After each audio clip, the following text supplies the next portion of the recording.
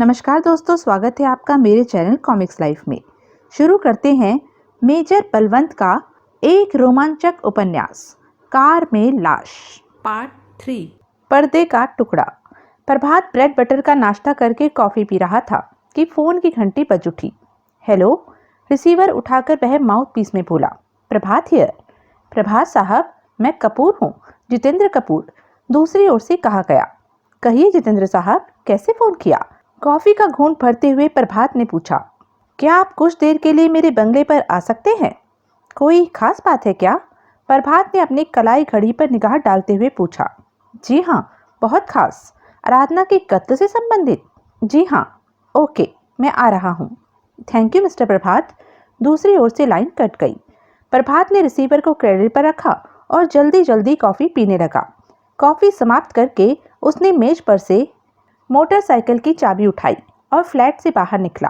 Flat lock करके वह अपनी मोटरसाइकिल पर सवार हुआ और ज्योति नगर की ओर उड़ चला। जितेंद्र कपूर के बंगले पर पहुंचकर प्रभात ने देखा कि लॉन में छतरी के नीचे जितेंद्र एक सरदार जी के साथ बैठा हुआ था। जितेंद्र के हाथ में इंडियन एक्सप्रेस का ताजा अंक था। प्रभात मोटरसाइकिल खड़ी करके उनके निकट पहुंचा। आइए प्रभात साहब, बैठिए, जितेंद्र ने एक खाली कुर्सी की ओर संकेत करते हुए कहा। हाथ के इंडियन एक्सप्रेस को उसने सामने की तिपाई पर रख दिया। प्रभात बड़ी खामोशी से खाली कुर्सी पर जा बैठा। इनसे मिलिए। जितेंद्र ने सरदार जी की ओर उंगली उठाई। ये मिस्टर प्रीतम सिंह है, पंजाब नेशनल बैंक के मैनेजर। हेलो, प्रभात ने सरदार प्रीतम सिंह की ओर अपना दाहिना हाथ बढ़ाते हुए कहा। बड़ी खुशी हुई आपसे मिलकर। प्रीतम सिंह ने बड़ी गर्मजोशी से प्रभात से हाथ मिलाया और हर्षित स्वर में बोला, मुझे भी आपसे मिलकर बहुत खुशी हुई जी। कपूर साहब आपकी बड़ी तारीफ कर रहे थे। छोड़िए साहब, क्या हम और क्या हमारी तारीफ, प्रभात ने हल्के से मुस्कुराकर कहा और फिर जितेंद्र से संबोधित हुआ। हाँ मिस्टर जितेंद्र, अब कहिए, आपने मुझे किस लिए याद किया? मिस्टर सिंह, जितेंद्र ने प्रीतम सिंह की ओर मुड़कर कहा, इन्हें वह बात बताइए। प्रीतम सिंह ने जोर से गला खंखारा, फिर बोला, प्रभात साहब, कल आराधना जी ने अपने अकाउंट से 2.5 लाख रुपए निकाले थे। क्या?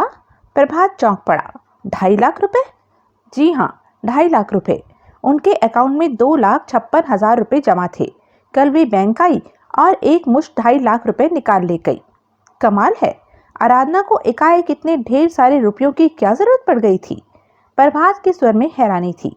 रब जाने, प्रीतम सिंह ने कंधे उचकाए। वह कल कितने बजे बैंक आई थी? यही कोई 10:30 बजे। आपने उससे पूछा नहीं कि इतने रुपयों का वह क्या करने वाली थी? मैंने पूछा था। जवाब में उन्होंने कहा था कि वे रुपए उन्हें किसी को देने हैं। प्रीतम सिंह ने बताया। देने हैं? यानी वे रुपए आराधना किसी और को देने के लिए निकाल रही थी? जी हाँ, कहा तो उन्होंने यही था। उस व्यक्ति का नाम नहीं बताया उसने? जी नहीं। अच्छा, आराधना बैंक अकेले आई थी या उसके साथ कोई और व्यक्ति भी था? वे अकेले आई थी, उनके साथ कोई और व्यक्ति नहीं था, प्रीतम सिंह ने कहा। उस समय वह कुछ डरी, घबराई या परेशान तो नजर नहीं आ रही थी? प्रभात ने कुछ सोचकर पूछा। जी नहीं, वे एकदम नॉर्मल लग रही थी। बैंक ने जो 2.5 लाख रुपए उसे दिए थे, वह किस शक्ल में थे? मेरा मतलब है कि नोट छोटे थे, बड़े थे या मिले जुले थे? सारे नोट बड़े थे, 100-100 रुपए के। यानी उसे 100-100 के नोटों की 25 गड्डियां दी गई थी? जी हाँ। उन गड्डियों को आराधना ने कहाँ रखा था? प्रभात ने पूछा। क्या अपने पर्स में? जी नहीं, भला पर्स में 100-100 के नोटों की 25 गड्डियां कैसे आ सकती थी? तो फिर? वे अपने साथ काले रंग का एक छोटा सा ब्रीफकेस लाई थी। सारे नोट उन्होंने उसी ब्रीफकेस में रखे थे। रुपए लेकर वह बैंक से कितने बजे निकली थी? प्रभात ने एक और प्रश्न किया। यही कोई 11:15 बजे, प्रीतम सिंह ने सोचकर बताया। आराधना 11:15 बजे 2.5 लाख रुपए लेकर बैंक से निकली और 12:30 से 2:30 के दौरान उसका कत्ल हुआ। प्रभात होठों ही होठों में बुदबुदाया। फिर कुछ सोचकर उसने जितेंद्र से पूछा, जितेंद्र साहब, क्या 11:15 और 12:30 के दौरान आराधना घर वापस लौटी थी? जी नहीं, जितेंद्र ने उत्तर दिया। मैंने घर के नौकरों से इस बाबत पूछा था। सबका कहना है कि आराधना 10-10:15 बजे घर से निकलने के बाद वापस नहीं लौटी थी। यानी आप यह नहीं बता सकते कि आराधना द्वारा निकाले गए 2.5 लाख रुपए कहाँ गए? जी हाँ, मैं नहीं बता सकता।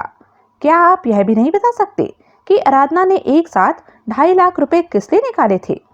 निश्चित रूप से तो नहीं बता सकता, लेकिन मेरा ख्याल है कि कोई आराधना को ब्लैकमेल कर रहा था और उसने यह रकम ब्लैकमेलर को देने के लिए निकाली थी, जितेंद्र ने कहा। प्रभात चौंक कर साधा हुआ। परखने वाली निगाहों से जितेंद्र को देखते हुए उसने पूछा, क्या सचमुच कोई आराधना को ब्लैकमेल कर रहा था? ऐसा तो मैंने नहीं कहा, मैंने तो सिर्फ ख्याल प्रकट किया है। लेकिन ख्याल प्रकट करने की कोई वजह तो होगी, और फिर आपने यह अनुमान भी तो लगाया होगा कि वह ब्लैकमेलर कौन हो सकता है। देखिए, अगर मेरा ख्याल ठीक है, सचमुच कोई आराधना को ब्लैकमेल कर रहा था, तो वह ब्लैकमेलर किशोर के अलावा और कोई नहीं हो सकता। ऐसा क्यों? आराधना ने किशोर से मिलना जुलना छोड़ दिया होगा और उसने चिढ़कर आराधना को ब्लैकमेल करना शुरू किया होगा। यानी आपका यह ख्याल है कि आराधना ने बैंक से 2.5 लाख रुपए किशोर को देने के लिए निकाले थे? जी हाँ, और रुपए मिल जाने के बाद किशोर ने आराधना का कत्ल कर दिया। जितेंद्र साहब, अगर किशोर ब्लैकमेलर था तो कातिल नहीं हो सकता, और अगर वह कातिल है तो ब्लैकमेलर नहीं हो सकता। वह क्यों? देखिए, अगर वह आराधना को ब्लैकमेल कर रहा था तो आराधना के जीवित रहने में ही उसका कल्याण था। अगर एक ब्लैकमेलर अपने शिकार को कत्ल कर देगा तो मोटी मोटी रकमें किससे झटकेगा? हो सकता है कुछ ऐसी स्थिति उत्पन्न हो गई हो कि उसे आराधना का कत्ल करना पड़ गया हो, जितेंद्र ने कुछ सोचकर कहा। प्रभात ने मुख से तो कुछ नहीं कहा, लेकिन उसके चेहरे से साफ जाहिर था कि वह जितेंद्र की दलील से सहमत नहीं था। आप क्या सोचने लगे? तभी जितेंद्र ने पूछ लिया। मैं उन रुपयों के बारे में सोच रहा था। जब तक वह रुपए मिल नहीं जाते, किसी नतीजे पर पहुंचना मुश्किल है। प्रभात ने कुछ सोचते हुए कहा। आप किशोर के फ्लैट की तलाशी लीजिए, रुपए आपको जरूर मिल जाएंगे। किशोर मुझे अपने फ्लैट की तलाशी क्यों लेने देगा? आप पुलिस की मदद लीजिए। जब पुलिस सर्च वारंट लेकर पहुंचेगी तो उसका बाप भी तलाशी लेने देगा। यानी आपको पूरा विश्वास है कि आराधना ने रुपए किशोर को दिए थे? और किसको दे सकती है? शायद अपने पिता या बहन को दिए हों। जी नहीं, मैं खन्ना साहब को फोन करके पूछ चुका हूँ। कल आराधना की उनसे मुलाकात ही नहीं हुई थी। वह उन्हें रुपए कैसे देती? प्रभात खामोश होकर कुछ सोचने लगा। कुछ देर बाद उसने पूछा, कल जब आराधना घर से निकली थी तो अपनी कार में थी या? प्रभात ने वाक्य अधूरा छोड़ दिया। आराधना की मॉरिस माइनर कार सर्विसिंग के लिए गैरेज में गई हुई है। वह घर से पैदल निकली थी। मेरा ख्याल है टैक्सी स्टैंड से टैक्सी पकड़कर वह बैंक गई होगी। प्रभात ने हुंकारी भरी और फिर प्रीतम सिंह से संबोधित हुआ। आपको आराधना के कत्ल की खबर कब लगी? आज सुबह अखबार पढ़कर। जैसे ही मैंने आराधना जी के कत्ल की खबर पढ़ी, मेरे मन में यह विचार आया कि हो न हो उन 2.5 लाख रुपयों का आराधना जी के कत्ल से कुछ न कुछ संबंध अवश्य है। बस मैं उसी समय तैयार होकर यहाँ चला आया और सारी बात कपूर साहब को बता दी। प्रीतम सिंह ने कहा, क्या आप बता सकते हैं कि आराधना बैंक कैसे आई थी? किसी कार में, टैक्सी में या किसी और तरीके से? जी नहीं, मैं नहीं बता सकता, लेकिन वह गई कैसे यह बता सकता हूँ। कैसे गई? जल्दी बताइए, प्रभात ने उतावले स्वर में कहा। टैक्सी से। मैं उन्हें बाहर दरवाजे तक छोड़ने आया था। बैंक के सामने वाले टैक्सी स्टैंड से उन्होंने एक टैक्सी की थी और उसी टैक्सी में बैठकर गई थी। प्रभात की आंखों में अनोखी चमक उत्पन्न हुई। उसने सोचा, अगर उस टैक्सी का ड्राइवर मिल जाए तो यह पता चल सकता है कि आराधना बैंक से निकलकर 2.5 लाख रुपए के साथ कहाँ गई थी। आपको उस टैक्सी का नंबर याद है? प्रभात ने आशा भरे स्वर में पूछा। जी नहीं, प्रीतम सिंह ने उत्तर दिया, लेकिन उस टैक्सी ड्राइवर को मैं शक्ल से पहचानता हूँ। 11 बजे के आसपास मैंने अक्सर उसी टैक्सी स्टैंड पर देखा है। आप पंजाब नेशनल बैंक की किस ब्रांच में काम करते हैं? कॉलेज रोड वाली ब्रांच में। ठीक है, मैं 11 बजे वहां पहुंचूंगा। अगर वह ड्राइवर दिख जाए तो उसे रोक के रखिएगा। ओके, प्रीतम सिंह ने सहमति में सिर हिलाया। प्रभात ने उठकर जितेंद्र और प्रीतम सिंह से हाथ मिलाया और अपनी मोटरसाइकिल की ओर बढ़ गया। अगले ही क्षण उसकी मोटरसाइकिल पुलिस हेडक्वार्टर की ओर भागी जा रही थी। पुलिस हेडक्वार्टर के कंपाउंड में मोटरसाइकिल खड़ी करके प्रभात रंजीत के कमरे में पहुंचा। रंजीत अपने कमरे में मौजूद था और आराधना मर्डर केस की फाइल देख रहा था। आओ बैठो। फाइल बंद करके एक और सरकाते हुए वह बोला, प्रभात ने एक कुर्सी संभाली, एक सिगरेट सुलगाई और फिर एक जोरदार कश लेकर पूछा, पोस्टमार्टम रिपोर्ट हासिल हुई? हाँ, उसमें कोई खास बात नहीं है, रंजीत ने कहा। आराधना का कत्ल 1 से 2 के दौरान हुआ है। किसी मजबूत रस्सी से उसका गला घोटा गया है। कातिल यकीनन बेहद ताकतवर व्यक्ति था, वरना आराधना जैसी स्वस्थ स्त्री का गला घोटना इतना आसान काम नहीं था। यानी तुम यह कहना चाहते हो कि कत्ल किसी मर्द ने किया है? कत्ल कोई औरत भी कर सकती है, लेकिन वह औरत आराधना से अधिक स्वस्थ और तगड़ी होनी चाहिए, रंजीत ने समझाया। तब तो प्रेमा कातिल नहीं हो सकती, प्रभात ने मन ही मन सोचा, क्योंकि वह एक दुबली पतली नाजुक सी लड़की है। कत्ल की वारदात कहाँ हुई, कुछ पता चला? कुछ क्षण खामोश रहने के बाद प्रभात ने पूछा। नहीं, रंजीत बोला। आराधना की बाईं मुट्ठी में एक कपड़े का टुकड़ा पाया गया है। हरे रंग का वह कपड़ा किसी पर्दे का लगता है। मेरा ख्याल है जान बचाने की कोशिश करते समय वह पर्दा आराधना के हाथ में आ गया होगा और खींचातानी में पर्दे का छोटा सा हिस्सा फटकर आराधना की मुट्ठी में आ गया। अब अगर यह मालूम हो जाए कि वह पर्दा कहाँ लगा हुआ है, तो यह भी मालूम हो जाएगा कि कत्ल कहाँ हुआ था। प्रभात ने हुंकारी भरी। फिर उसने पूछा, सब लोगों के बयान लिए तुमने? हाँ, जितेंद्र कपूर, किशोर, सुषमा, गौतम खन्ना और प्रेमा के बयान लिए जा चुके हैं। इनमें मुझे सबसे ज्यादा संदिग्ध किशोर नजर आ रहा है। मुझे जितेंद्र कपूर का विचार काफी वजनदार लग रहा है। जरूर आराधना ने किशोर से मिलना जुलना बंद कर दिया होगा और उसने आराधना का कत्ल कर दिया। कत्ल करके उसने जितेंद्र की कार चुराई और कार की डिक्की में लाश डालकर कार को फिर पार्किंग में छोड़ गया। बाद में लगभग 5 बजे उसने पुलिस हेडक्वार्टर फोन करके लाश की कार की डिक्की में होने की सूचना दे दी। अपने बचाव में किशोर ने क्या कहा? 1 से 2 के दौरान और लगभग 5 बजे वह कहाँ था? उसका कहना है सुबह से दोपहर तक वह घर में था। आराधना जितेंद्र के साथ लंच लेकर उससे मिलने आने वाली थी और वह उसका इंतजार कर रहा था, लेकिन आराधना की बजाय तुम उससे मिलने पहुंच गए। तुम्हारी बातों से उसे मालूम हुआ कि आराधना गायब थी और तुम्हारी सलाह पर लगभग 3:30 बजे आराधना की तलाश में घर से निकला था। उसका यह भी कहना है कि वह माउंट रोड की ओर नहीं गया था। लगभग 5 बजे वह माउंट रोड से काफी दूर सरस्वती नगर में था और जितेंद्र कपूर तो तुम्हारे सामने ही यह बयान दे चुका है कि वह 9 बजे से 5 बजे तक अपने ऑफिस में था। सिर्फ 1 बजे से 1:30 बजे तक वह वोल्गा रेस्टोरेंट के बाहर खड़ा आराधना का इंतजार करता रहा था। अगर कातिल इन दोनों में से कोई है तो जाहिर है कि वह झूठ बोल रहा है। वैसे इस संभावना से भी इनकार नहीं किया जा सकता कि कत्ल सुषमा या गौतम खन्ना ने किया हो। क्या? रंजीत चौंक कर बोला, ये तुम क्या कह रहे हो? मैं ठीक कह रहा हूँ। प्रभात रहस्यमय ढंग से मुस्कुराया। यार, जो कहना है साफ साफ कहो, खामखा सस्पेंस पैदा करने की कोशिश मत करो, रंजीत झुंझलाया। तो सुनो, आराधना का प्रेमी किशोर पहले गौतम खन्ना की फर्म में मैनेजर था और गौतम खन्ना उसे अपना दूसरा दामाद बनाना चाहता था। यानी वह किशोर की शादी सुषमा से करना चाहता था? रंजीत ने पूछा। हाँ, उसने दोनों की शादी पक्की भी कर दी थी और सुषमा किशोर से मोहब्बत भी करने लगी थी। एक दिन सुषमा ने किशोर की मुलाकात आराधना से करवा दी। उस मुलाकात के बाद किशोर सुषमा को छोड़कर आराधना की ओर झुकने लगा और आराधना भी उसमें दिलचस्पी लेने लगी। जब यह बात गौतम खन्ना को मालूम हुई तो उसने किशोर को समझाने की कोशिश की। जब किशोर ने उसकी बात नहीं मानी तो उसने किशोर को नौकरी से निकाल दिया और यह धमकी दी कि यदि किशोर आराधना से मिलना बंद नहीं करेगा तो वह दोनों का कत्ल कर देगा। ठीक ऐसी ही धमकी सुषमा ने भी दी थी। उसने किशोर से कहा था यदि किशोर उससे शादी नहीं करेगा तो वह आराधना का खून कर देगी। तुम्हें ये बातें कैसे मालूम हुई? किशोर ने बताया। क्या पता वह झूठ बोल रहा हो। बाद में मैंने गौतम खन्ना और सुषमा से इस विषय पर बात की थी। उनका कहना है कि धमकी उन्होंने दी जरूर थी, लेकिन उस पर अमल करना उनके बस की बात नहीं थी। उन्हें अगर कत्ल करना होता तो वे किशोर का कत्ल करते, न कि आराधना का।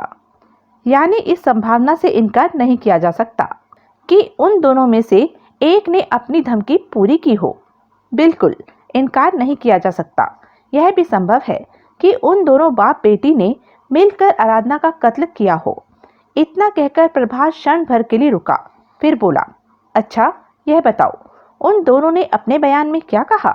1 से 2 बजे के बीच वे लोग कहाँ थे?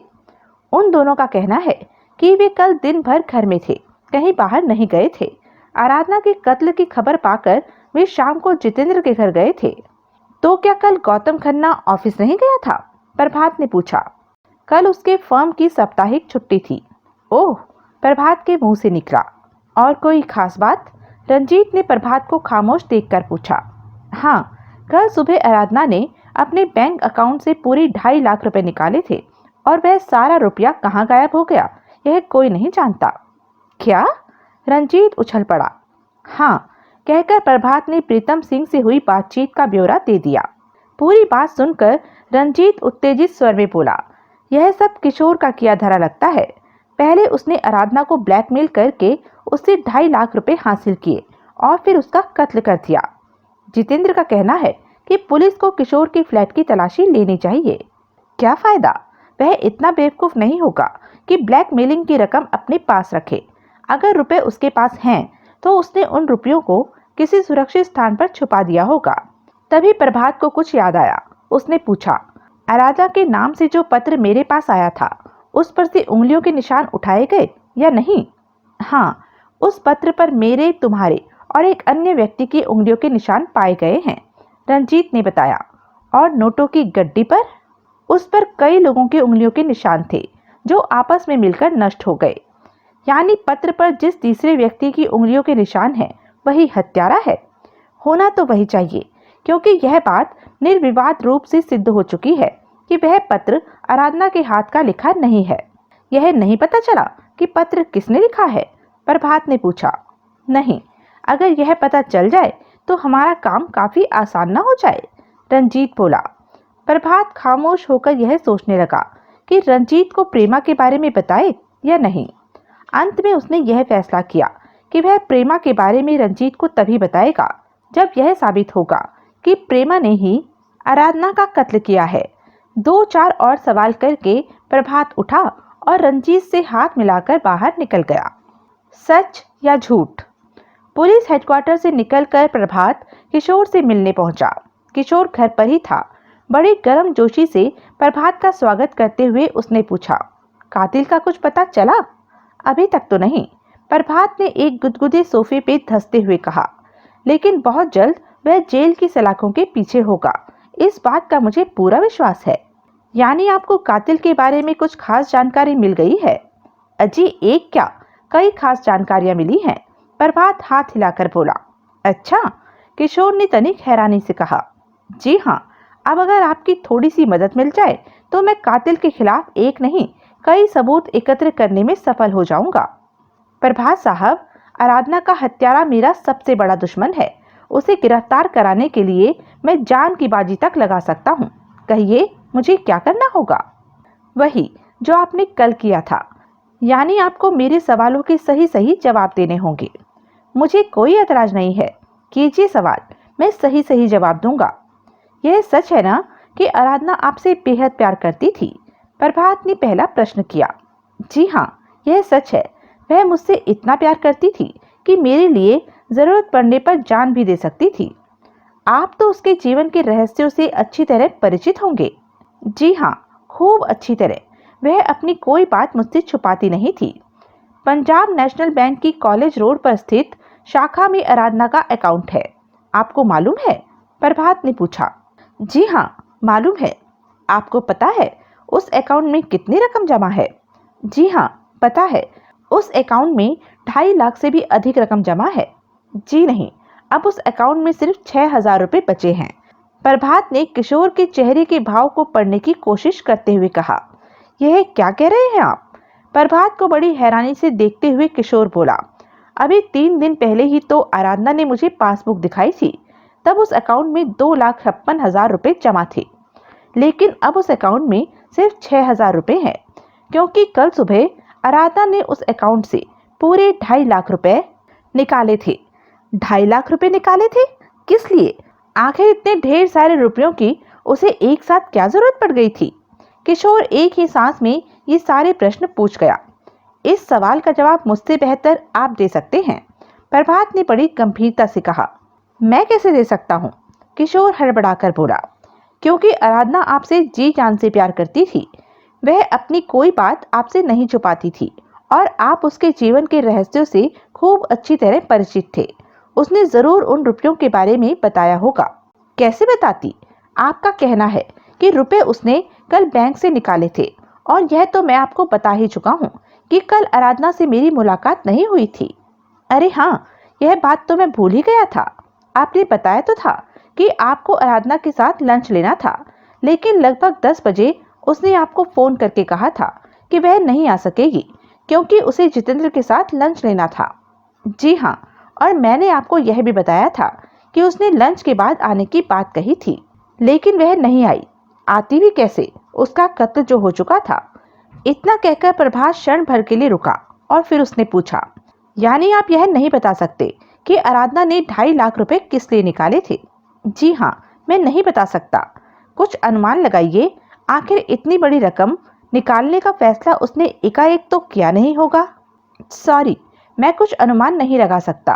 3 दिन पहले तक तो उसका उस अकाउंट से 2.5 रुपए भी निकालने का इरादा नहीं था। 2.5 लाख की बात तो बहुत दूर है। क्या यह संभव है कि कोई आराधना को ब्लैकमेल कर रहा हो और आराधना ने वह रकम ब्लैकमेलर को देने के लिए निकाली हो? जी नहीं, यह संभव नहीं है। आराधना को कोई ब्लैकमेल नहीं कर रहा था। किशोर ने विश्वास भरे स्वर में कहा। शायद कर रहा हो, आपको न मालूम हो। यह हो ही नहीं सकता। अगर कोई आराधना को ब्लैकमेल कर रहा होता तो वह मुझे जरूर बताती। वह जितेंद्र से कोई बात छुपा सकती है, लेकिन मुझसे नहीं। यानी आपको पूरा विश्वास है कि आराधना को कोई ब्लैकमेल नहीं कर रहा था? जी हाँ, मुझे पूरा विश्वास है। तो फिर आराधना ने 2.5 लाख रुपए बैंक से क्यों निकाले और वह रुपए कहाँ गायब हो गए? मैं इस बारे में कुछ नहीं कह सकता। आपको जितेंद्र से पूछना चाहिए। मैंने पूछा था। उसका कहना है कि आप आराधना को ब्लैकमेल कर रहे थे और 2.5 लाख रुपए उसने आपके कहने पर आपके लिए निकाले थे। किशोर के मुख पर नजर टिकाकर प्रभात ने कहा। क्या? किशोर के चेहरे पर भय के लक्षण प्रकट हुए। जितेंद्र ने ऐसा कहा? जी हाँ, वह झूठ बोलता है। सहसा किशोर भड़क कर बोला। आराधना का कत्ल उसने किया है और अपनी गर्दन बचाने के लिए मुझ गरीब को फंसाना चाहता है। अजी साहब, उसके कह देने भर से पुलिस आपको कातिल नहीं मान लेगी, लेकिन पुलिस मुझ पर संदेह तो करने लगेगी। किशोर ने चिंतित स्वर में कहा। पुलिस तो हर उस व्यक्ति पर संदेह करेगी जिसका आराधना से कोई भी संबंध था, प्रभात ने कहा। फिर एक क्षण रुककर उसने पूछा, अच्छा, आप कुछ अनुमान लगा सकते हैं कि आराधना का कत्ल कहाँ हुआ होगा? हो सकता है जहां उसका कत्ल हुआ हो, रुपए वहीं हो। देखिए, मेरा ख्याल तो यह है कि कत्ल जितेंद्र ने किया है, और अगर सचमुच कत्ल जितेंद्र ने ही किया है तो उसके लिए सबसे सुरक्षित और मुनासिब स्थान उसका दत्ता लेन वाला बंगला ही हो सकता है। वह क्यों? क्योंकि वह बंगला खाली पड़ा रहता है। सिर्फ रविवार को कुछ नौकर वहां जाते हैं और साफ सफाई करके वापस आ जाते हैं। फिर जितेंद्र ही क्यों? कोई भी ऐसा व्यक्ति जिसे उस बंगले के बारे में मालूम था, आराधना को वहां ले जाकर उसका कत्ल कर सकता था। किशोर ने कोई जवाब नहीं दिया, खामोश बैठा रहा। प्रभात भी खामोश होकर सिगरेट सुलगाने लगा और मन ही मन कुछ सोचने लगा। कुछ देर बाद किशोर ने मौन तोड़ते हुए पूछा, पुलिस को उन 2.5 लाख रुपयों के बारे में मालूम है? जी हाँ, प्रभात ने सिगरेट का एक कश लेकर कहा। इंस्पेक्टर रंजीत चौधरी को मालूम है। इस बारे में उसका क्या ख्याल है? उसका ख्याल है कि जिस व्यक्ति के पास 2.5 लाख रुपए है वही आराधना का कातिल है। यह सुनते ही किशोर के चेहरे का रंग उड़ गया। वह चिंतित, परेशान और विचलित नजर आने लगा। क्या हुआ? प्रभात ने परखने वाली निगाहों से उसे देखते हुए पूछा। आप किस चिंता में पड़ गए?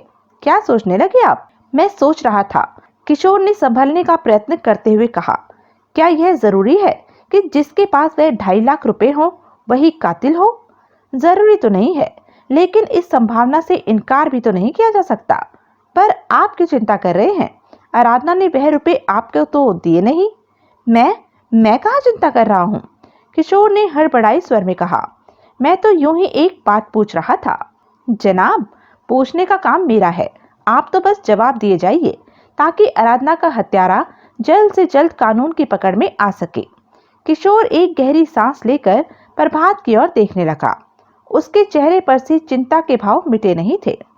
प्रभात ने सिगरेट के कई कश लिए और टुकड़े को ऐश ट्रे में झोंकने के बाद बोला, क्या यह सच है कि प्रेमा आराधना का खून करना चाहती थी? किशोर चिहुक पड़ा। हकलाए स्वर में उसने पूछा, ये आपसे किसने कहा कि प्रेमा आराधना का खून करना चाहती थी? किसी ने भी कहा हो, आप यह बताइए कि यह सच है या झूठ? प्रभात ने शुष्क स्वर में कहा, बिल्कुल झूठ है। प्रेमा भला आराधना का खून क्यों करना चाहती? आराधना उसकी पक्की सहेली थी, दोनों में बहनों जैसा प्रेम था। तो फिर इस पत्र का क्या मतलब है? प्रभात ने अपनी जेब से अंतर्देशीय पत्र निकालकर किशोर की ओर बढ़ा दिया। यह वही पत्र था जो प्रेमा ने आराधना को लिखा था और जिसे वह किशोर के घर से चुरा ले गया था। किशोर ने पत्र हाथ में लिया और खोलकर पढ़ने लगा। पहली पंक्ति पढ़ते ही उसके चेहरे की रंगत फीकी पड़ गई और आंखों से भय झांकने लगा। यह पत्र आपको कहां से मिला? थूक घटकते हुए उसने पूछा। किशोर साहब, मैं पहले भी कह चुका हूं कि पूछने का काम मेरा है। आप सवाल करके खामखा मेरा समय नष्ट कर रहे हैं। वैसे आप अच्छी तरह जानते हैं कि मुझे यह पत्र कहां से मिला।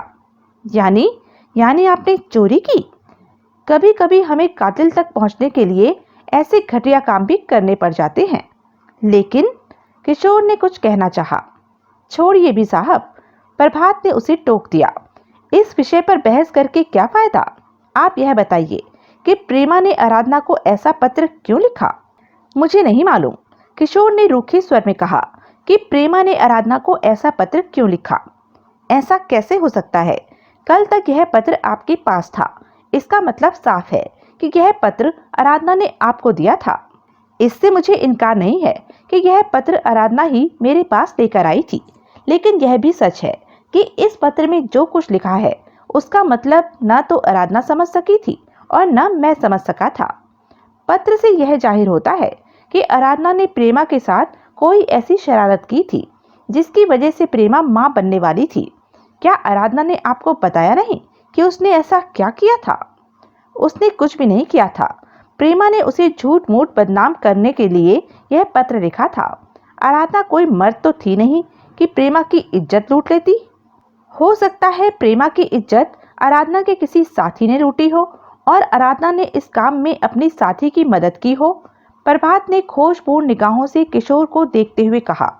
किशोर विस्फारित नेत्रों से प्रभात को देखने लगा। कुछ देर बाद संभल कर वह बोला, आराधना ऐसी गिरी हुई औरत नहीं थी। आराधना कैसी औरत थी यह मैं अच्छी तरह जानता हूँ। प्रभात ने व्यंग्यात्मक मुस्कान के साथ कहा, देखिए आप गलत समझ रहे हैं। आराधना प्रेमा को अपनी छोटी बहन मानती थी और फिर आराधना का ऐसा कोई साथी नहीं था जिसे प्रेमा से कोई लगाव था और जिसके लिए आराधना यह सब करती। आप आराधना के साथी नहीं हैं? क्या मतलब? किशोर का स्वर एकाएक कठोर हो गया। कहीं आप यह तो नहीं कहना चाहते हैं कि आराधना की मदद से मैंने प्रेमा की इज्जत लूटी थी? मैंने तो आपसे एक सीधा साधा सवाल पूछा था, लेकिन जब आपने उसका दूसरा मतलब निकाल ही लिया है तो उसी का जवाब दे दीजिए। किशोर कहर भरी निगाहों से प्रभात को घूरने लगा। प्रभात ने किशोर पर से निगाह हटाकर मेज पर पड़े इंडियन एक्सप्रेस के मुख्य पृष्ठ पर टिका दी। किशोर कुछ देर तक दांत पर दांत जमाए प्रभात को घूरता रहा, फिर बोला, मैंने कोई दूसरा मतलब नहीं निकाला है। आपका जो मतलब है मैं वही समझ रहा हूँ। खैर, जब कर नहीं तो डर कैसा? आपका ख्याल बिल्कुल गलत है। मैंने प्रेमा की इज्जत नहीं लूटी और न ही आराधना ने प्रेमा की इज्जत लुटवाने के लिए कोई षड्यंत्र रचा था। यानी प्रेमा का यह पत्र झूठा है? जी हाँ, मैं पहले यह कह चुका हूँ कि प्रेमा ने आराधना को बदनाम और परेशान करने के लिए यह पत्र लिखा था। बकौल आपके, आराधना और प्रेमा तो पक्की सहेलियां थी, फिर प्रेमा को क्या जरूरत थी आराधना को परेशान और बदनाम करने की? संदिग्ध निगाहों से किशोर को देखते हुए प्रभात ने पूछा।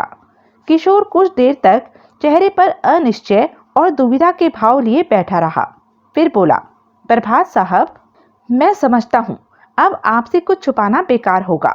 यह सच है कि आराधना और प्रेमा पक्की सहेलियां थी, लेकिन कुछ दिनों से उनके बीच अनबन चल रही थी। क्यों? मेरी वजह से? मैं समझा नहीं। प्रभात ने उलझनपूर्ण दृष्टि से किशोर को देखते हुए कहा, आराधना के समान प्रेमा भी मुझसे प्यार करती थी और वह मुझसे शादी करना चाहती थी। क्या? प्रभात के मुख से अविश्वास भरा स्वर निकला। जी हाँ, प्रेमा चाहती थी कि आराधना मेरी जिंदगी से निकल जाए और वह मुझसे शादी कर ले। उसने कई बार मुझसे और आराधना से यह बात कही भी थी, लेकिन मैं प्रेमा से शादी करने का इच्छुक नहीं था। मैं आराधना के साथ ही खुश था। जब प्रेमा ने देखा कि मैं उससे शादी करने के लिए तैयार नहीं हूँ, तो वह हमें डराने धमकाने पर उतारू हो गई। लेकिन इस पत्र में ऐसा कुछ तो नहीं लिखा है कि आराधना या आप डर जाते। पत्र में साफ साफ तो लिखा है कि आराधना के किसी घृणित षड्यंत्र की वजह से प्रेमा मां बनने वाली थी। खून करने की बात भी लिखी है। पत्र में तो प्रेमा ने इतनी ही बात लिखी थी, लेकिन जुबान से उसने मुझे और आराधना को कितनी धमकी दी थी, यह आप क्या जाने। उसने मुझसे साफ साफ कहा था कि वह मेरे बच्चे की मां बनने वाली है और अगर मैंने उससे शादी नहीं की तो वह मेरी और आराधना की जान ले लेगी। उसने आराधना को भी धमकी दी थी कि यदि आराधना ने मुझसे संबंध न तोड़े तो वह हम दोनों का खून कर देगी। तो क्या वह आपके बच्चे की मां नहीं बनने वाली थी? प्रभात ने पूछा। बिल्कुल नहीं। जब मैंने कभी उसके साथ शारीरिक संबंध स्थापित नहीं किया तो वह मेरे बच्चे की मां कैसे बनती? यानी प्रेमा ने इतनी बड़ी धमकी आपको यूं ही खामखा दे दी थी? अगर आपने उसके साथ एक बार भी शारीरिक संबंध स्थापित किया होता तब तो उसकी धमकी का कोई मतलब था, लेकिन जब आपने उसके साथ शारीरिक संबंध स्थापित किया ही नहीं था तो वह आपके बच्चे की मां बनने का दावा कैसे कर सकती थी? उसने सोचा होगा मैं उसकी धमकी से डर जाऊंगा और चटपट उससे शादी कर लूंगा, लेकिन मैंने उसकी धमकी की जरा भी परवाह नहीं की। मैंने उसे डांट कर भगा दिया। हो सकता है इसी बात से नाराज होकर उसने आराधना का कत्ल कर दिया हो। अगर ऐसा है तो समझ लीजिए अब आपकी बारी है। अगर आराधना का कत्ल प्रेमा ने किया है तो वह आपका कत्ल भी जरूर करेगी, वरना उसकी धमकी कैसे पूरी होगी? प्रभात साहब, आपने वह कहावत तो सुनी ही होगी, जब गीदड़ की मौत आती है तो वह शहर की ओर भागता है। ठीक उसी तरह जब प्रेमा की मौत आएगी तो वह मेरे घर का रुख करेगी, किशोर ने भयानक स्वर में कहा। प्रभात कुछ क्षण तक उंगलियों से तिपाई को ठक ठकाते हुए कुछ सोचता रहा, फिर बोला, बड़ा अजीब केस है यह। कल से आज तक मैं जिन जिन लोगों से मिला हूँ उनमें से हर किसी के पास आराधना के कत्ल की कोई न कोई वजह थी। हर कोई किसी न किसी वजह से आराधना का कत्ल कर सकता था। लगभग सभी ने आराधना को कत्ल की धमकी दे रखी थी। अपनी बात समाप्त करके प्रभात ने मेज पर से अंतर्देशीय पत्र उठा लिया। पत्र को वह अपनी जेब के हवाले करने चला तो किशोर बोल पड़ा, यह पत्र आप कहाँ ले जा रहे हैं? कृपया इसे मुझे लौटा दें। सॉरी मिस्टर किशोर, यह पत्र आपको नहीं मिल सकता। यह पत्र जल्द से जल्द पुलिस के पास पहुंच जाना चाहिए, कहकर प्रभात ने पत्र अपनी जेब में डाल लिया। लेकिन क्यों? किशोर के स्वर में बेचैनी थी। ताकि पुलिस प्रेमा से पूछताछ कर सके। किशोर खामोश हो गया, लेकिन उसके चेहरे से साफ जाहिर था कि वह उस पत्र को पुलिस को सौंपने के पक्ष में नहीं था। अगर उसका बस चलता तो वह उस पत्र के पुर्जे पुर्जे करके हवा में उड़ा देता। अच्छा साहब, अब इजाजत दीजिए, प्रभात उठते हुए बोला। किशोर से हाथ मिलाकर जब वह वहां से विदा हुआ तो उसका मन कह रहा था कि किशोर ने उससे जी भरकर झूठ बोला है। प्रेमा के बारे में उसने जो कुछ कहा उसमें रत्ती भर भी सच्चाई नहीं है। काला ब्रीफकेस। किशोर के फ्लैट से निकलकर प्रभात अपनी मोटरसाइकिल की ओर बढ़ा ही था कि पिछली दोपहर के समान बूट पॉलिश वाले लड़के ने आवाज लगाई, साहब जूता पॉलिश करा लीजिए, यूं चमका दूंगा कि उसमें आपको अपना चेहरा नजर आने लगेगा। लड़के ने उच्च स्वर में चिल्लाकर कहा। प्रभात ठिठका। मन ही मन उसने कुछ सोचा और फिर लड़के की ओर बढ़ गया। लड़के की उम्र यही कोई 18 वर्ष थी। उसके चेहरे पर गरीबी की स्पष्ट छाप थी।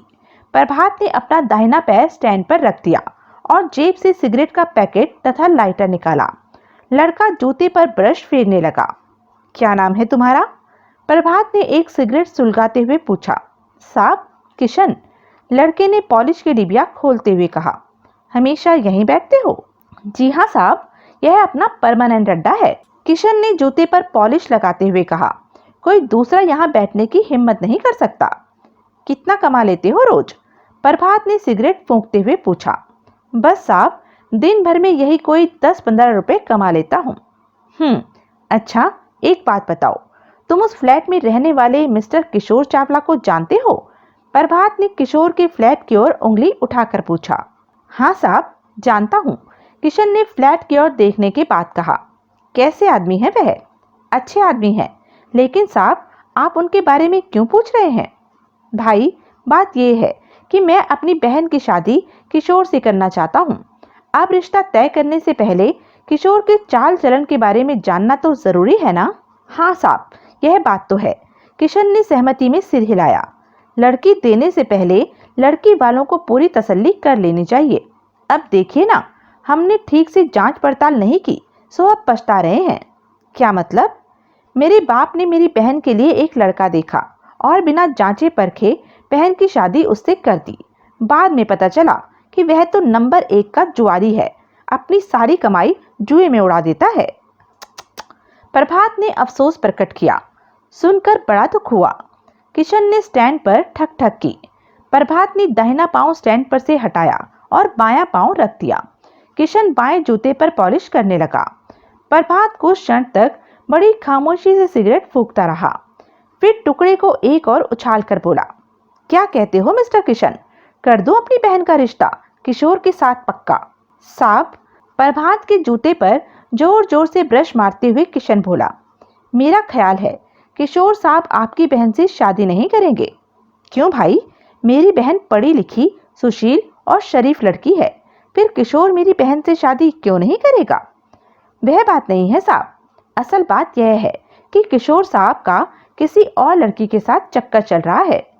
किशन ने फुसफुसाते स्वर में कहा। क्या कह रहे हो तुम? प्रभात ने हैरान होने का अभिनय किया। किशोर का किसी लड़की के साथ चक्कर चल रहा है? हाँ साहब। नहीं यार, जरूर तुम्हें कोई गलतफहमी हुई होगी। मैंने तो सुना है किशोर बहुत अच्छा लड़का है। मेरा यकीन कीजिए साहब, मैं आपसे झूठ नहीं बोल रहा हूँ। और फिर आपसे झूठ बोलकर मुझे मिलेगा भी क्या? प्रभात ने एक बार कनखियों से किशोर के फ्लैट के बंद दरवाजे की ओर देखा और फिर बोला, आओ उस रेस्टोरेंट में बैठकर बात करेंगे। प्रभात ने थोड़ी दूरी पर स्थित एक छोटे से रेस्टोरेंट की ओर संकेत किया। साहब, धंधे का समय है, किशन ने तनिक हिचकिचाकर कहा। आपके साथ जाऊंगा तो खामखा 2-4 रुपए का नुकसान हो जाएगा। कुछ नुकसान नहीं होगा, क्योंकि मैं तुम्हें चाय भी पिलाऊंगा और 10 रुपए का एक कड़क नोट भी दूंगा। प्रभात ने उसे 10 के नोट का लालच दिया। सच साहब? किशन को जैसे विश्वास न हुआ। बिल्कुल सच। प्रभात के जूते पॉलिश हो चुके थे। किशन ने जल्दी जल्दी अपना सामान समेटा और उठ खड़ा हुआ। दोनों रेस्टोरेंट की ओर बढ़ गए। रेस्टोरेंट में प्रविष्ट होकर प्रभात ने ऐसी मेज चुनी जहां से किशोर के फ्लैट का दरवाजा साफ नजर आ रहा था। एक कुर्सी संभालने के बाद प्रभात ने चाय का ऑर्डर दिया और फिर किशन की ओर झुककर बोला, क्या सचमुच किशोर का किसी लड़की के साथ चक्कर चल रहा है? हाँ साहब, किशन ने कहा। फिर कुछ रुककर वह बोला, यह बात मैं आपको इसलिए बता रहा हूँ क्योंकि मैं नहीं चाहता कि मेरी बहन की तरह आपकी बहन की जिंदगी भी बर्बाद हो। अगर किशोर का सचमुच किसी लड़की के साथ चक्कर चल रहा है, तब तो अपनी बहन की शादी उससे करने की बजाय मैं अपनी बहन को कुएं में धकेलना ज्यादा पसंद करूंगा। अच्छा, एक बात बताओ, तुमने उस लड़की को देखा है? बहुत बार साहब, किशन ने सिर हिलाकर कहा। बहुत बार? यानी वह किशोर से मिलने आती रहती है? जी हाँ। दिखने में कैसी है वह? खूब सुंदर, गोरी चिट्टी, बड़ी बड़ी आंखों वाली। बस पूछिए मत साहब, देखकर लार टपकने लगती है। किशन ने शायराना अंदाज में कहा। तुम्हारी लार टपकने लगती है? तुम तो अभी बच्चे हो। प्रभात होठों में मुस्कुराया। छोड़िए साहब, मैं आपको बच्चा नजर आता हूँ? साहब, मेरी उम्र 19 साल है। 19 साल। किशन ने यूं कहा जैसे 19 साल का होना बहुत बड़ी बात हो। चलो मान लिया कि तुम बच्चे नहीं हो, तुम्हारी उम्र 19 साल है और किसी भी जवान लड़की को देखकर तुम्हें लार टपकाने का हक है। अब जरा यह बताओ कि क्या वह लड़की कल भी किशोर से मिलने आई थी? जी हाँ साहब, वह लड़की कल भी आई थी। तभी बैरा मेज पर चाय रख गया। प्रभात ने एक कप उठाया और चाय की चुस्की लेकर बोला, तुम्हें पक्का याद है कि वह लड़की कल आई थी? हाँ साहब, मुझे पक्का याद है। क्या पता वह परसों आई हो और तुम उसे कल समझ रहे हो? बिल्कुल नहीं साहब, किशन दृढ़ स्वर में बोला। वह कल ही आई थी। मेरी याददाश्त इतनी कमजोर नहीं है कि मैं कल और परसों में फर्क न कर सकूं। साहब, मुझे तो यह भी याद है कि आप भी कल दोपहर को किशोर साहब से मिलने आए थे। वाह, मान गया, तुम्हारी नज़र तो सचमुच बहुत तेज है। अच्छा, जब तुम्हें यह याद है कि वह लड़की कल किशोर से मिलने आई थी, तो फिर यह भी याद होगा कि वह किस समय आई थी? हाँ साहब, याद है, वह दिन के समय आई थी, किशन बोला। क्या टाइम रहा होगा तब? यही कोई 11:30 से 12 के बीच का समय होगा। टैक्सी में आई थी या कार में? टैक्सी में आई थी। अच्छा, अगर तुम्हारी याददाश्त इतनी ही तेज है तो यह बताओ कि उसने क्या कपड़े पहन रखे थे? प्रभात ने चाय के घूंट भरते हुए पूछा। साहब, उसने साड़ी पहन रखी थी, नीली साड़ी, खूब महंगी। और साहब, उसके पैरों में सफेद रंग की सैंडलें थी। प्रभात को याद आया कि आराधना के मृत शरीर पर नीले रंग की साड़ी थी और पैरों में सफेद रंग की सैंडलें थी। यानी किशन जिस लड़की का जिक्र कर रहा था वह आराधना ही थी। प्रभात समझ गया कि किशोर ने उससे झूठ बोला था कि कल आराधना से उसकी मुलाकात नहीं हुई थी। आराधना कल उसके पास आई थी और बैंक से रुपए निकालने के बाद आई थी। यार किशन, प्रभात ने चाय का खाली कप मेज पर रखते हुए कहा, तुमने मेरी बहन को बचा लिया, वरना उस बेचारी की जिंदगी बर्बाद हो जाती। मैं तो उसकी शादी किशोर से करने का फैसला कर चुका था। अच्छा, कल जब वह लड़की आई थी तो क्या वह अपने साथ कुछ सामान वगैरह भी लाई थी? नहीं साहब, सामान वगैरह तो नहीं था। उसके पास सिर्फ एक पर्स और एक ब्रीफकेस था। पर्स और ब्रीफकेस? ब्रीफकेस का नाम सुनकर प्रभात की आंखों में एक अनोखी चमक उत्पन्न हुई। किस रंग का पर्स था? पीले रंग का था। पर्स को उसने कंधे पर लटका रखा था। और ब्रीफकेस किस रंग का था? शायद काले रंग का था। किशन ने कुछ देर सोचने के बाद बताया। वह लड़की किशोर के फ्लैट में कितनी देर तक रही थी? यही कोई 40-50 मिनट तक। 40-50 मिनट बाद वह चली गई थी? जी हाँ, किशोर साहब के साथ। क्या? प्रभात चौंका। यानी 40-50 मिनट बाद उस लड़की के साथ किशोर भी कहीं चला गया था? जी हाँ साहब, वह दोनों साथ साथ ही कहीं गए थे, किशन ने बताया। जब दोनों फ्लैट से निकले थे तो ब्रीफकेस उनके पास था या नहीं? नहीं साहब, ब्रीफकेस उनके पास नहीं था। उस लड़की ने ब्रीफकेस फ्लैट में ही छोड़ दिया था। और पर्स? प्रभात ने पूछा। पर्स उसके कंधे पर लटक रहा था। प्रभात को याद आया कि आराधना की लाश के पास से कोई पर्स बरामद नहीं हुआ था। तो फिर पर्स कहाँ गया? बाद में वे दोनों कितने बजे वापस लौटे थे? प्रभात ने पूछा। लड़की वापस नहीं लौटी थी, सिर्फ किशोर साहब लौटे थे, करीब 2 बजे। 2 बजे वापस लौटने के बाद किशोर फिर कहीं गया था? प्रभात ने पूछा। जी नहीं, याद करो, मेरा ख्याल है वह 3:30 बजे के आसपास कहीं गया था। जी नहीं, मुझे अच्छी तरह याद है, लगभग 6 बजे तक मैं अपनी जगह पर बैठकर धंधा करता रहा था। तब तक वे अपने फ्लैट में मौजूद थे। उसके बाद का मैं कह नहीं सकता। प्रभात खामोश होकर कुछ सोचने लगा। साहब, किशन ने उसका ध्यान भंग करते हुए कहा, आपने तो मुझसे बहुत सवाल कर लिया, अब मैं आपसे कुछ पूछूं? जरूर पूछो। आप किशोर और उस लड़की के बारे में इतना कुरेद कुरेद कर क्यों पूछ रहे हैं? किशन के स्वर में शंका थी। ताकि किशोर के चरित्र के बारे में जान सकूं। लेकिन आपके बहुत से सवाल ऐसे थे जिनका किशोर के चरित्र से या आपकी बहन की शादी से कोई संबंध नहीं था। मैं तुमसे जानबूझकर उल्टे सीधे सवाल कर रहा था। दरअसल मुझे तुम्हारी बात पर विश्वास नहीं था। मैं सोच रहा था तुम किशोर के बारे में झूठ बोल रहे हो, इसलिए मैंने तुमसे उल्टे सीधे उल जलूल सवाल किए। लेकिन मेरे सवालों का तुमने जिस ढंग से जवाब दिया उससे मुझे विश्वास हो गया है कि किशोर का सचमुच किसी लड़की के साथ चक्कर चल रहा है। प्रभात के उत्तर से आश्वस्त होकर किशन ने पूछा, अब तो आप अपनी बहन के लिए किशोर साहब से बात नहीं करेंगे ना? बिल्कुल नहीं, मुझे क्या पागल कुत्ते ने काटा है? अब मैं अपनी बहन के लिए कोई और लड़का देखूंगा। इतना कहकर प्रभात ने अपनी जेब से पर्स निकाला और उसमें से एक 10 का नोट खींचकर बोला, तुम्हारा बहुत बहुत धन्यवाद दोस्त। तुम्हारी वजह से मेरी बहन की जिंदगी बर्बाद होते होते बच गई। इसमें धन्यवाद की क्या बात है साहब? जैसे आपकी बहन वैसे मेरी बहन। जब मेरी बहन की शादी होगी तो मैं तुम्हें जरूर बुलाऊंगा। कहाँ रहते हो तुम? मैं भालपुरा में रहता हूँ। किशन बूट पॉलिश वाले को वहाँ का बच्चा बच्चा जानता है। जरूर जानता होगा, तुम जैसे अच्छे लड़कों को कौन नहीं जानेगा। अच्छा, यह लो भाई तुम्हारे 10 रुपए। प्रभात ने 10 का नोट उसकी ओर बढ़ाया। रहने दीजिए साहब, किशन ने संकोचपूर्ण स्वर में कहा। उसने नोट लेने का कोई उपक्रम नहीं किया। नहीं, यह तो तुम्हें लेना ही पड़ेगा। प्रभात ने नोट जबरदस्ती किशन की मुट्ठी में ठूंस दिया। किशन ने नोट अपनी कमीज की जेब में डाला और बोला, अच्छा साहब, तो मैं चलूं? हाँ, जाओ। किशन ने हाथ उठाकर प्रभात को सलाम किया और रेस्टोरेंट से बाहर निकल गया। प्रभात वहीं बैठा सोच रहा था। कल दोपहर को लगभग 11:15 बजे आराधना बैंक से 2.5 लाख रुपए लेकर निकली और एक टैक्सी में बैठकर किशोर से मिलने पहुंची। रुपए उसने किशोर के फ्लैट में ही छोड़ दिए और किशोर के साथ कहीं चली गई।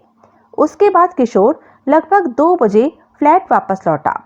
पोस्टमार्टम की रिपोर्ट के मुताबिक आराधना का कत्ल 1 से 2 के बीच हुआ था। लगभग 12:30 बजे किशोर आराधना को लेकर कहीं गया और लगभग 2 बजे अकेला वापस लौटा। तो क्या आराधना का कत्ल किशोर ने किया है? हालात तो यही बता रहे थे। आराधना किशोर के पास रुपए लेकर आई। किशोर ने रुपए अपने पास रख लिए और आराधना को लेकर कहीं चला गया। कहीं ले जाकर उसने आराधना का कत्ल किया और जितेंद्र को फंसाने का सामान तैयार करके वापस लौट आया। यह सब सोचते समय भी प्रभात की निगाहें किशोर के फ्लैट के दरवाजे पर थी। एकाएक वह चौंका। उसने किशोर के फ्लैट का दरवाजा खुलते हुए देखा। अगले ही क्षण किशोर फ्लैट के दरवाजे पर खड़ा नजर आया। उसके हाथ में काले रंग का एक छोटा सा ब्रीफकेस था। प्रभात के देखते ही देखते उसने फ्लैट लॉक किया और ब्रीफकेस को झुलाते हुए एक और चल पड़ा। प्रभात अपने स्थान से उठा और लपक कर काउंटर पर पहुंचा। बड़ी शीघ्रता से बिल चुकाकर वह रेस्टोरेंट से बाहर निकला। किशोर पैदल ही प्रभात के विपरीत दिशा में चला जा रहा था। उसकी चाल काफी तेज थी। प्रभात कुछ देर तक उसे जाता देखता रहा, फिर अपनी मोटरसाइकिल की ओर बढ़ गया। मोटरसाइकिल स्टार्ट करके वह चींटी की चाल से उस ओर चल पड़ा जिधर किशोर गया था। किशोर तेज कदमों से फुटपाथ पर चला जा रहा था, क्योंकि वह पैदल था और प्रभात मोटरसाइकिल पर, इसलिए प्रभात को उसका पीछा करने में काफी दिक्कत हो रही थी। उसे यह डर सता रहा था कि कहीं किशोर को पीछा किए जाने का पता न चल जाए। कुछ सोचकर प्रभात ने मोटरसाइकिल का इंजन बंद किया और मोटरसाइकिल से उतरकर उसे ढकेलते हुए आगे बढ़ने लगा। कुछ दूर जाकर किशोर ने एक टैक्सी स्टैंड से टैक्सी पकड़ी और टैक्सी में सवार हो गया। प्रभात ने शांति और इत्मीनान की एक खूब लंबी सांस ली और मोटरसाइकिल स्टार्ट कर दी। टैक्सी आगे बढ़ी तो प्रभात ने उचित फासला रखकर मोटरसाइकिल टैक्सी के पीछे लगा दी। टैक्सी सामान्य गति से भीड़ भरी सड़कों पर दौड़ रही थी और प्रभात बड़े इत्मीनान से टैक्सी का पीछा कर रहा था। लगभग 15 मिनट बाद टैक्सी गाली मार्ग पर स्थित भारतीय स्टेट बैंक के सामने जाकर रुकी। प्रभात ने थोड़ी दूरी पर मोटरसाइकिल रोकी और टैक्सी की ओर देखने लगा। किशोर टैक्सी से उतरा। उसने मीटर देखकर बिल चुकाया और ब्रीफकेस को हाथ में संभालकर बैंक के मुख्य द्वार की ओर बढ़ गया। अगले ही क्षण वह बैंक के अंदर घुसा और प्रभात की निगाहों से ओझल हो गया। प्रभात ने जेब से सिगरेट का पैकेट तथा लाइटर निकाला और सिगरेट सुलगाकर किशोर के लौटने की प्रतीक्षा करने लगा। पूरे 15 मिनट बाद किशोर बैंक से बाहर निकला। उस समय प्रभात तीसरी सिगरेट पी रहा था। प्रभात ने देखा ब्रीफकेस अब किशोर के हाथ में नहीं था। वह समझ गया कि बैंक में लॉकर लेकर किशोर ने ब्रीफकेस लॉकर में रख दिया है। उसने सिगरेट को हवा में उछाला और एक बिल्डिंग की ओट में हो गया। किशोर ने एक खाली टैक्सी को हाथ देकर रोका और टैक्सी में जा घुसा। जब टैक्सी कुछ दूर चली गई तब प्रभात अपनी मोटरसाइकिल के निकट आया। मोटरसाइकिल पर सवार होकर वह टैक्सी के पीछे चल पड़ा। कुछ देर बाद टैक्सी किशोर के फ्लैट के सामने जाकर रुकी और जब किशोर बिल अदा करके अपने फ्लैट में समा गया तो प्रभात ने मोटरसाइकिल आगे बढ़ा दी। उसकी मोटरसाइकिल का रुख कॉलेज रोड की ओर था। खून की प्यासी। प्रभात कॉलेज रोड पर स्थित पंजाब नेशनल बैंक में प्रविष्ट हुआ। बैंक में कामकाज सुचारू रूप से चल रहा था। प्रभात ने इधर उधर निगाह दौड़ाई। एक कोने में उसे एक छोटा सा केबिन नजर आया, जिसके बाहर एक तख्ती लगी थी। तख्ती पर लिखा था मैनेजर। प्रभात केबिन की ओर बढ़ गया। केबिन की दीवारें कांच की थी, जिनके चारों ओर पर्दे खिंचे हुए थे। प्रभात दरवाजे के सामने पहुंचा। दरवाजा भी कांच का था, लेकिन दरवाजे के सामने पर्दा नहीं था। अंदर का दृश्य साफ नजर आ रहा था। अंदर बैठे व्यक्ति को प्रभात ने एक नजर में पहचान लिया। वह व्यक्ति प्रीतम सिंह था। तभी प्रीतम सिंह की नजर प्रभात पर पड़ गई। अपने स्थान से उठकर वह बाहर आया। प्रभात से हाथ मिलाकर वह बोला, मैंने उस टैक्सी ड्राइवर को रोक लिया है। उसका नाम तीरथ राम है। वह टैक्सी स्टैंड पर आपका इंतजार कर रहा है। आइए चलें। प्रभात बिना कुछ कहे प्रीतम सिंह के साथ हो लिया। प्रीतम सिंह प्रभात के साथ सामने वाले टैक्सी स्टैंड पर पहुंचा। वहां 5-6 टैक्सियां खड़ी थी। प्रीतम सिंह एक नई चमचमाती टैक्सी के निकट पहुंचा। टैक्सी की ड्राइविंग सीट पर एक अधेड़ उम्र का व्यक्ति बैठा था। प्रीतम सिंह पर नजर पड़ते ही वह व्यक्ति टैक्सी से बाहर आया और माथे पर हाथ लगाकर बोला, नमस्ते मैनेजर साहब। नमस्ते। प्रीतम सिंह ने नमस्ते का जवाब दिया और फिर प्रभात की ओर संकेत करके बोला, तीरथ राम, यही है वह जासूस प्रभात कुमार सिन्हा जिनका मैंने जिक्र किया था। नमस्ते साहब। तीरथ राम ने एक बार फिर माथे पर हाथ लगाया। प्रभात ने तीरथ राम से कुछ पूछने के लिए मुख खोला ही था कि प्रीतम सिंह बोल पड़ा, मिस्टर प्रभात, अगर मेरी यहाँ कोई जरूरत ना हो तो मैं जाऊं? ऑफिस में कुछ काम है। जी हाँ, आप जाइए, धन्यवाद। प्रभात ने तनिक सिर झुकाकर कहा। प्रीतम सिंह चला गया। तुम्हारा नाम तीरथ राम है? प्रभात ने बातचीत शुरू करने के इरादे से पूछा। जी हाँ साहब, तीरथ राम कोहली। अच्छा नाम है। प्रभात मुस्कुराया, लेकिन तत्काल गंभीर होते हुए उसने पूछा, तुम्हें याद है कल दिन में लगभग 11:15 बजे यहीं पर एक औरत तुम्हारी टैक्सी में सवार हुई थी? हाँ साहब, मुझे अच्छी तरह याद है। खूबसूरत, गोरी चिट्टी, बड़ी बड़ी आंखों वाली औरत। जी हाँ साहब। याद है उसने किस रंग की साड़ी पहन रखी थी? तीरथ राम कुछ देर तक सोचता रहा, फिर बोला, साहब, मेरा ख्याल है उसने नीले रंग की साड़ी पहन रखी थी। उसके हाथ में कुछ सामान था? हाँ साहब, एक छोटा सा ब्रीफकेस था, काले रंग का। तीरथ राम बोला, और पर्स? पर्स? तीरथ राम अपना सिर खुजाने लगा। कुछ देर बाद वह बोला, हाँ साहब, पर्स भी था, कंधे पर लटक रहा था। उस औरत को तुमने कहाँ छोड़ा था? मैंने उसे गढ़ रोड पर एक फ्लैट के सामने छोड़ा था। उस फ्लैट के सामने जिसके पास एक बूट पॉलिश वाला लड़का बैठता है? हाँ साहब, बिल्कुल वही। प्रभात ने तीरथ राम का शुक्रिया अदा किया और अपनी मोटरसाइकिल की ओर बढ़ गया। अगले ही क्षण उसकी मोटरसाइकिल जयनगर की सड़कों पर तूफानी गति से भाग रही थी। कुछ देर बाद उसने मोटरसाइकिल यशोधरा मार्केट के सामने खड़ी की और मॉड बातिक शॉप में दाखिल हुआ। प्रेमा आज भी कैश काउंटर पर थी। प्रभात उसके पास पहुंचा। नमस्ते भाई साहब, प्रेमा ने चिर परिचित स्वर में कहा। प्रेमा, प्रभात ने बिना किसी भूमिका के कहा, मुझे तुमसे कुछ जरूरी बातें करनी है, अकेले में। प्रेमा ने यूं प्रभात को देखा जैसे उसके चेहरे को पढ़कर उसके मन की बात जानना चाहती हो। फिर बोली, आइए मेरे साथ। कैश काउंटर के पीछे से निकलकर वह एक और चल पड़ी। प्रभात उसके साथ हो लिया। प्रेमा ने एक केबिन का दरवाजा खोला और प्रभात के साथ उस छोटे से केबिन में प्रविष्ट हो गई। सुरुचिपूर्ण ढंग से सजे उस केबिन में सोफा सेट बिछा हुआ था। कहिए भाई साहब, क्या लेंगे, ठंडा या गर्म? प्रेमा ने पूछा। कुछ भी नहीं, प्रभात ने सोफे में धंसते हुए कहा। खामखा तकलीफ मत करो। इसमें तकलीफ की क्या बात है? प्रेमा ने घंटी की ओर हाथ बढ़ाया। प्रेमा, अभी मैं ठंडा या गर्म कुछ भी लेने के मूड में नहीं हूँ। अगर मुझे किसी चीज की जरूरत होगी तो मैं बिना किसी संकोच के मांग लूंगा। तुम इधर मेरे पास आकर बैठो और मैं जो कुछ पूछूं उसका सच सच जवाब दो।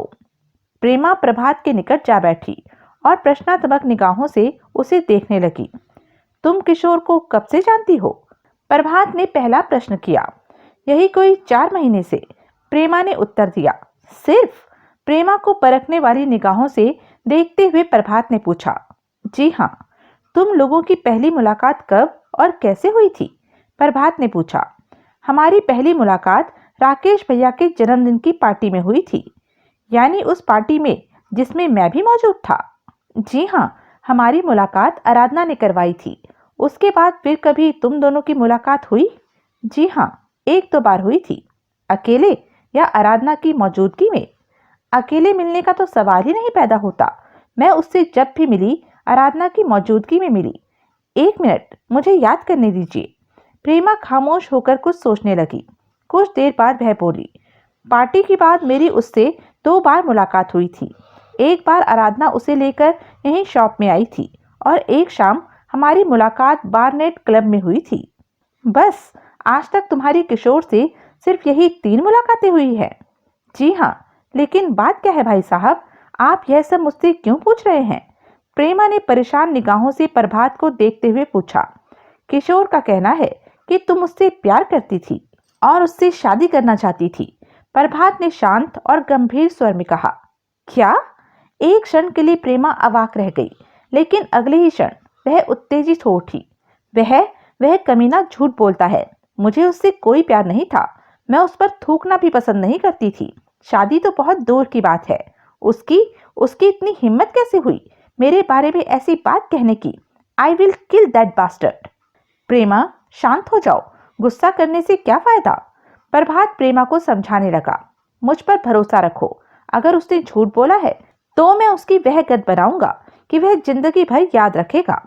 प्रेमा खामोश होकर अपने क्रोध और उत्तेजना पर काबू पाने की चेष्टा करने लगी। और क्या कहा उसने? कुछ देर बाद धीमे स्वर में प्रेमा ने पूछा।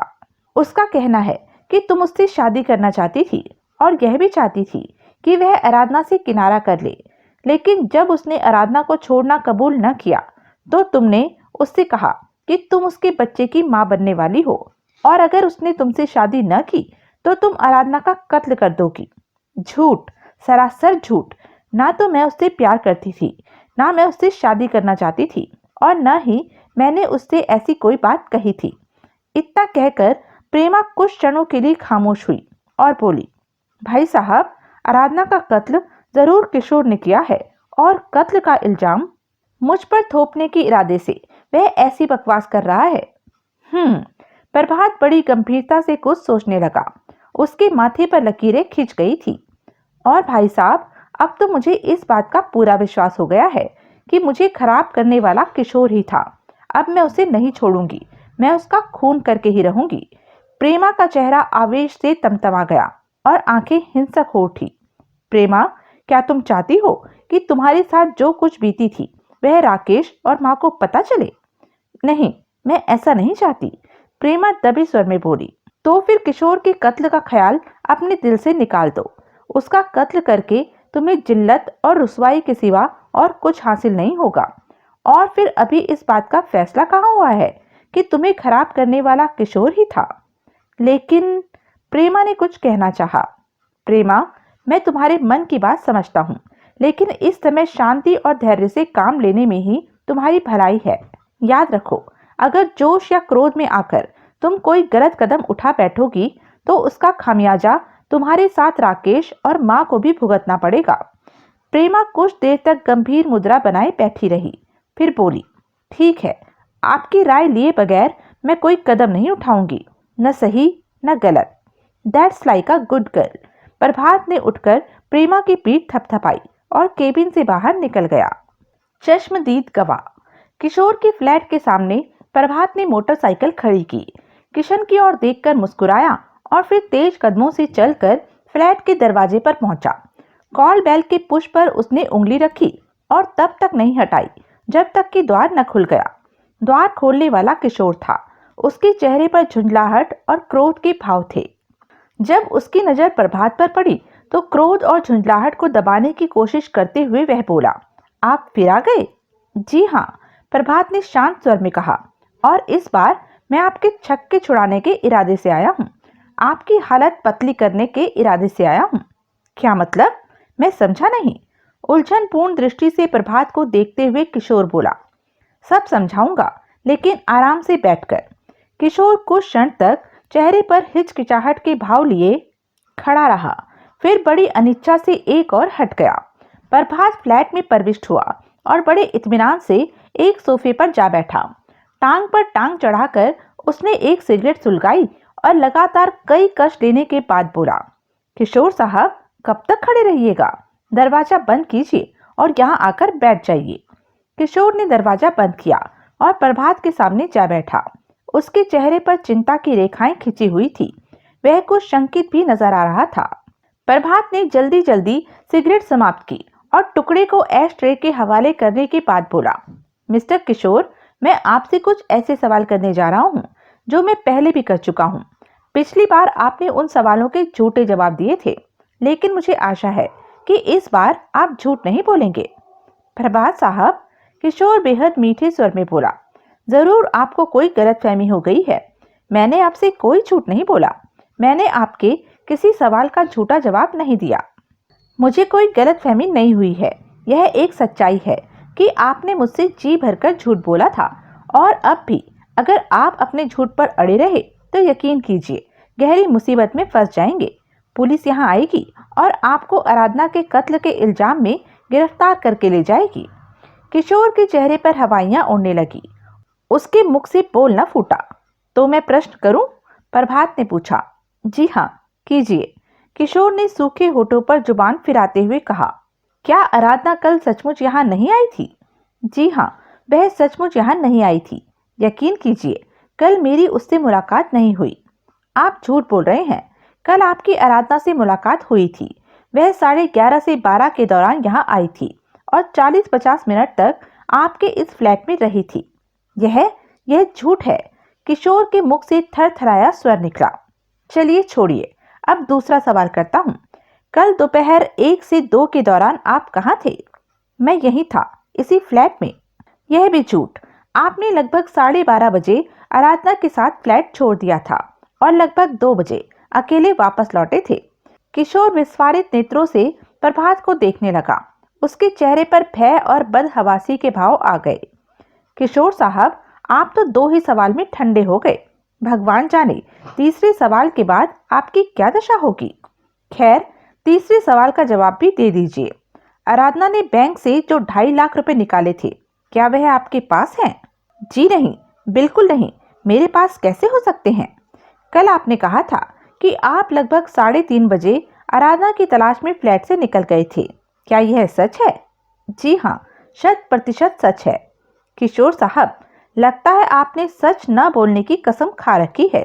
जनाब, कम से कम एक सवाल का तो सही जवाब दे दीजिए। मैं तो सच ही बोल रहा हूँ। न जाने क्यों आपको मेरे सच में झूठ नजर आ रहा है।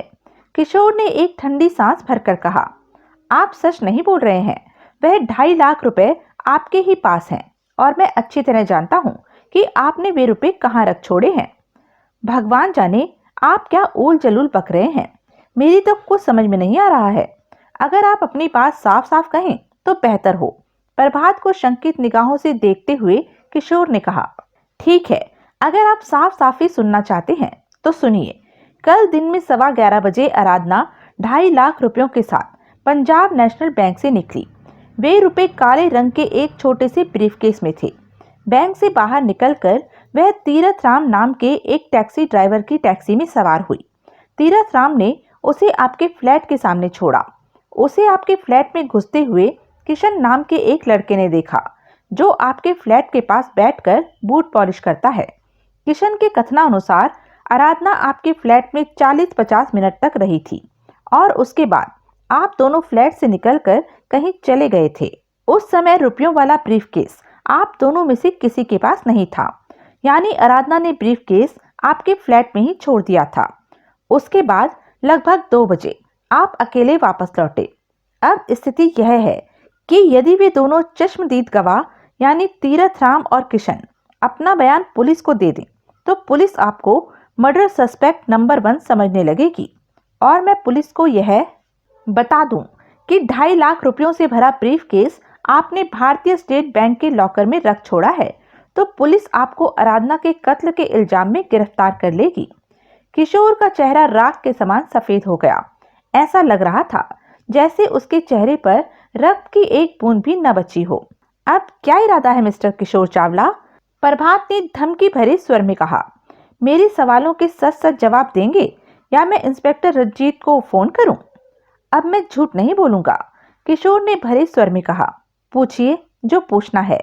मेरे बिना पूछे ही सब कुछ बता दीजिए, आपको तो मालूम ही है कि मैं क्या क्या सवाल करूंगा। आराधना ने 2.5 लाख रुपए मेरे लिए ही निकाले थे। किशोर ने अपनी बात शुरू की।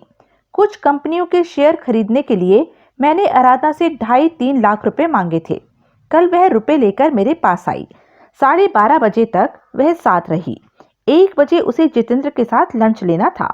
12:30 बजे हम दोनों फ्लैट से बाहर निकले। टैक्सी स्टैंड तक हम दोनों पैदल गए। वहां से आराधना टैक्सी लेकर चली गई। जाते जाते उसने कहा कि वह 2-2:30 बजे मुझसे मिलने आएगी। मैं गढ़ रोड पर स्थित नशीमन रेस्टोरेंट में जा घुसा। लंच लेने के बाद मैं लगभग 2 बजे तक वहीं बैठा रहा और फिर घर वापस लौटकर आराधना का इंतजार करने लगा। आराधना तो नहीं आई, लेकिन आप आ गए। आपकी बातें सुनकर मैं आराधना की सलामती के लिए चिंतित हो उठा। और जी हाँ, आप उसकी सलामती के लिए इतने चिंतित हो उठे कि मेरे बार बार कहने के बावजूद उसकी तलाश में नहीं निकले। प्रभात ने व्यंग भरे स्वर में कहा। मैं उसकी तलाश में कहाँ जाता? उसने कहा था कि वह लंच के बाद मुझसे मिलने आएगी, इसलिए मेरे लिए सबसे उचित यही था कि मैं फ्लैट में रहकर उसके आने का इंतजार करता। आप फ्लैट में बैठे उसका इंतजार करते रहे, लेकिन वह नहीं आई। आती भी कैसे? वह बेचारी तो मर चुकी थी। खैर, अब आप यह बताइए कि रुपयों के बारे में आपने झूठ क्यों बोला?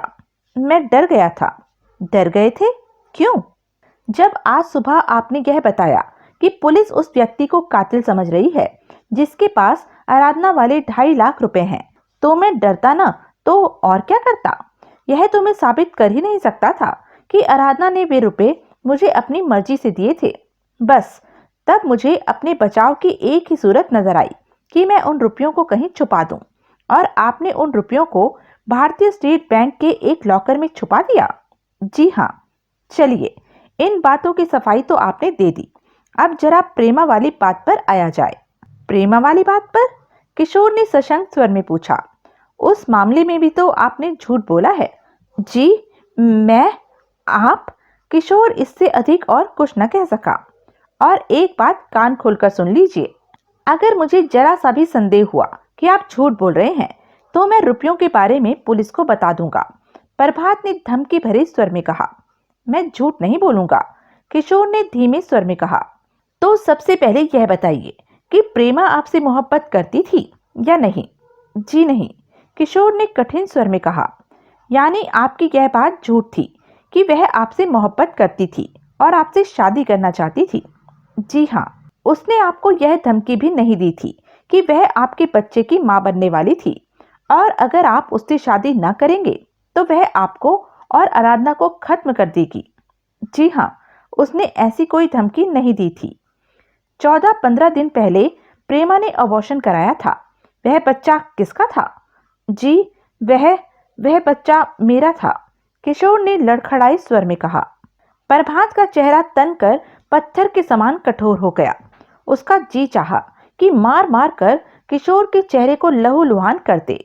बड़ी मुश्किल से अपने आप को संयत करके उसने पूछा, यानी लगभग 3.5 महीने पहले जितेंद्र के दत्ता लेन वाले बंगले में बेहोश प्रेमा के साथ तुमने ही बलात्कार किया था?